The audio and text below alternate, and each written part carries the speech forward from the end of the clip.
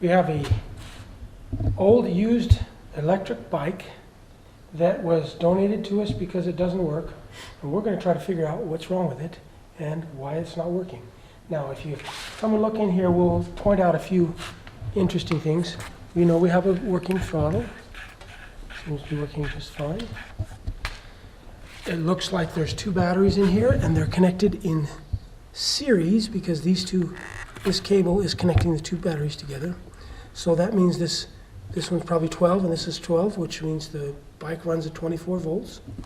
It looks to me like this is the controller, this box right here, that runs from the throttle to the controller, and the controller sends pulses to the motor, which is right here.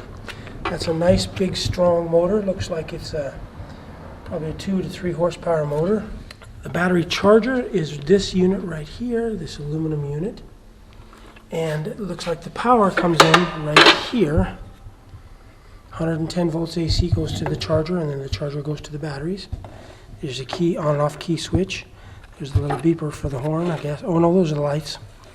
And then there's a charge indicator telling you how much is left in your batteries.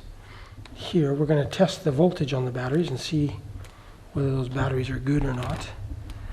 Generally, what happens with one of these units is people do not charge it, and so the batteries go dead after someone's used it, and they don't recharge it, and then the batteries die because they let it sit for a while without any power in the batteries.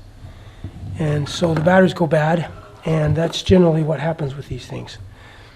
And we'll connect here and see what the voltage is reading. And we're reading 8.5 volts, which it should be reading 24 volts, which means they're junk. These batteries are junk. That means they're 4 volts each, which 10 volts is a dead battery, and 12 volts is a totally full battery.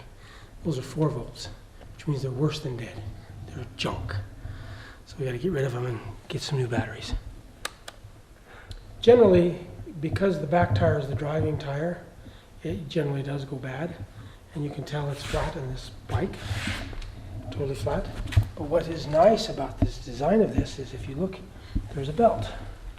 And the motor drives the belt. And it looks to me like there is some kind of a gear reduction ratio because there's a belt right here too. So it's going to have a jack shaft and do gear reduction again over there, which means this is probably going to have really good torque for starting out and cruising.